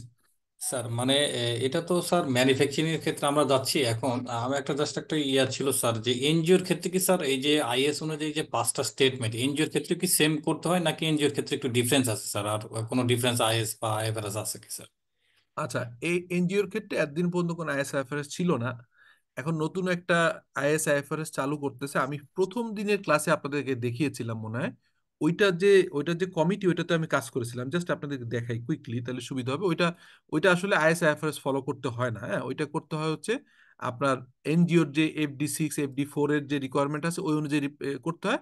আর হচ্ছে যে আপনার অডিটর, মানে হচ্ছে যে আপনার ইয়ে, কিন্তু কোশ্চেন হচ্ছে যে এইটাও এখন আইএসআইএফআরএস ফলো করতে হবে, কারণ আমি আপনাদেরকে বলছিলাম যে এটা নতুন করে আবার হচ্ছে ইপসাস না, এটাকে বলা হচ্ছে আপনার, এই যে আমি আপনাদেরকে দেখিয়েছিলাম বোধহয়, আপনারা খেয়াল করছেন কিনা, এই এই যে, এই দেখেন, এটা হচ্ছে এনজিওর জন্য নতুন করে আসতেছে, দেখা যাচ্ছে একটা ইয়ে। স্যার দেখা যাচ্ছে স্যার। ওকে, এখানে খেয়াল করেন, এই যে এইটার কমিটিতে আমি কাজ করেছিলাম, খেয়াল করেন যে ফাইন্যান্সিয়াল রিপোর্টিং কাউন্সিল, INPAG হচ্ছে সম্পর্কিত ওয়ার্কিং ওয়ার্কিং গ্রুপ, ইয়ে আপনার অবগত জানাচ্ছে international known for non profit accounting. এটা হচ্ছে নন প্রফিট, মানে আমরা যেটা এনজিও বলি ওটা এনপিএ বলে। এনপিও হচ্ছে নন প্রফিট অর্গানাইজেশন, এনপিও বলে, এনপিও নন প্রফিট অর্গানাইজেশন। আমরা বলি নন গভর্নমেন্ট অর্গানাইজেশন, গ্লোবালি এটা বলে এনপিও, নন প্রফিট অর্গানাইজেশন। এটার জন্য কিন্তু একটা নতুন করে স্ট্যান্ডার্ড আসতেছে, যেটা আপনাদেরকে এই যে দেখাচ্ছিলাম, যে এই যে একটা এক্সপোজার ড্রাফট, হ্যাঁ, এই যে এখানে, এই যে এটা এটা এটা হচ্ছে এনজিওর জন্য অ্যাপ্লিকেশন, হ্যাঁ। কিন্তু সোফার আপনার এনজিও এনজিও যেহেতু ক্যাশ বেসিস করে, এটা অ্যাক্রুয়াল বেসিস ফুল করতে হয় না। সেই কারণে তারা রিসিভ পেমেন্ট করেও কোনো কোনো জায়গায় সম্ভব, তাদের যদি কমার্শিয়াল অপারেশন না থাকে। এনজিওর ক্ষেত্রে একদম আইএফআরএস যে এরকম পুরোপুরি মানতে হবে, নো, নো, নো নিডেড, হ্যাঁ। সো আপনার অ্যান্সার ইস যে এনজিওর ক্ষেত্রে কিছু কিছু জায়গায় আপনার অনেক ছাড় আছে, ঠিক আছে। কিন্তু যখন এই গাইডলাইনটা অ্যাপ্রুভ হবে, এখনো হয় না, এই যে আমি দেখালাম যে আপনাদেরকে যে এই গাইডলাইনটা, এটা একটা ড্রাফট কপি তো, এই যে international non profit accounting guideline part 2 exposure draft. Exposure draft মানে আমি বলেছিলাম যে এখন এটা ফাইনাল হয় নাই, এটা ফাইনাল হলে তখন এটা ফুল, এটাকে কমপ্লাই করতে হবে। স্যার যখন আমরা এনজিওর ক্ষেত্রে ফান্ড রিসিভ করতেছি স্যার, তখন তো এটা ডাইরেক্ট ইনকাম হিসেবেই আমরা দেখাইতেছি, তাই না স্যার? এটা আসলে ডিপেন্ড করে, ওটা যদি আপনার ইনকাম নেচারের হয়, যদি এটাকে ফেরত না দিতে হয়, তাহলে তো হবে হচ্ছে ডিপেন্ড আর করে তখন। ধরেন যে এনজিওর ক্ষেত্রে হয় কি স্যার, যে গ্রান্টসটা রিসিভ করলাম, রিসিভের এগেনস্টে তো কিছু অ্যাক্টিভিটি আছে করে গ্রান্টসটাকে আর কি শেষ করতে হয়। সেক্ষেত্রে স্যার সেটা কি ইনকাম হিসেবে দেখাবো, নাকি ব্যালেন্স শিটে তো একটা লাইবিলিটি ক্রিয়েট করবে? এই জিনিসটা একটু কনফিউজিং স্যার, আপনি এইটা যদি একটু। এটা কনফিউশন না, এটা হচ্ছে কনফিউশন না, এটা হচ্ছে যে আপনার এনজিও গুলো এত ভ্যারাইটি অফ অপারেশন, কোনো কোনো জায়গায় এনজিও আছে যে একটা অ্যামাউন্ট দেয়, সেই অ্যামাউন্টটা আপনি যে গভর্নমেন্ট গ্র্যান্ট যখন 23, আমার একটা ভিডিও আছে আমি দিয়ে দিব, সেটা যদি এমন হয় যে আউটরাইট আপনি এই টাকাটা আর ফেরত দিতে হবে না, এটা আপনি ইনকাম হিসেবে এই পিরিয়ডে দেখাবেন, তাহলে আপনি ইনকাম আসবে। আর এমন যদি হয় যে না, কন্ডিশন আছে, এই গ্র্যান্টটা আপনার এই কন্ডিশন ফুলফিল করলে আপনাকে এটা ইনকাম হিসেবে নিতে পারবেন, আদারওয়াইজ ফেরত দিতে হবে, তাহলে কিন্তু এটাকে আপনার ইনকাম হিসেবে আনতে পারবেন না। সো পার্টিকুলারলি ওই কেসটা দেখতে হবে, মানে ঢালাও ভাবে এটা একটু এখন বলা কঠিন। আপনার যদি পার্টিকুলারলি মনে হয় কোনো এনজিওর এই রিপোর্টিং নিয়ে কোশ্চেন আছে, আপনি জাস্ট কোনো একটা এনজিও বা ইন্টারন্যাশনাল এনজিও আপনি যেগুলো আছে ওগুলোর ফাইন্যান্সিয়াল স্টেটমেন্ট নিয়ে দেখলে হবে, আলাপ করা যাবে। বাট নর্মালি আপনার বাংলাদেশের কনটেক্সটে যে ইয়ারলি যে মানে একটা বাজেট দেয়, ওই বাজেট অনুযায়ী যে টাকাগুলো পায়, পার্টনার এনজিও গুলো প্যারেন্ট এনজিও থেকে পায়, ওইটাকে তারা ইনকাম হিসেবে ট্রিট করে, ঠিক আছে। আচ্ছা, আরেকজন কি বলছিলেন, আরেকজন কোশ্চেন। ইনকাম আসলেও স্যার এটা কি ব্যালেন্স শিটে লাইবিলিটি ক্রিয়েট হবে না স্যার, এই ইনকামের এগেনস্টে স্যার? না, ওই যে বললাম আপনার লাইবিলিটি হয় কোন জায়গায়, ধরেন ইনকাম যখন আপনি কনফার্ম হয় যে আপনি এটা ইনকাম, তাহলে তো লাইবিলিটি কেন হবে, এটা তো আপনার ইনকাম। কিন্তু বুঝতে যদি পারছি এমন স্যার। হয় যে হুম, ইনকামটা কন্ডিশনাল, এটা ফেরত দেওয়া লাগতে পারে, তখন না লাইবিলিটি আকার আসে, বুঝছেন ভাই। যদি বুঝতে আপনার বুঝতে পারছি স্যার। হুম। জি জি জি জি। আচ্ছা, আরেকজন কি বলতে চাচ্ছিলেন প্লিজ? তাহলে আজকের মতো শেষ করি। আপনারা এনজয় হলিডেজ। এখন তো ডিসেম্বর মাস। ও, আর একটা চেঞ্জের কারণে আমি ক্লাসগুলো চেঞ্জ হচ্ছে আরেকটা কারণে, একটা হচ্ছে অফিসিয়াল এঙ্গেজমেন্ট ছিল, আর এখনকার সময় হচ্ছে যে মানে ডিসেম্বর মাস তো বিভিন্ন ধরনের অ্যাক্টিভিটিস, বিভিন্ন ধরনের প্রোগ্রামগুলো, বিভিন্ন এজিএম টেজিএম গুলো ছিল। তো ইনশাল্লাহ নেক্সট ক্লাসগুলো, আজকে তো ফিফথ ক্লাস গেলো, আরো 5টা যে ক্লাস হবে আমরা চেষ্টা করব সোমবারে রেগুলার কন্টিনিউ করার জন্য। থ্যাংক ইউ, টেক কেয়ার, আসসালামু আলাইকুম। জি, ওয়ালাইকুম আসসালাম।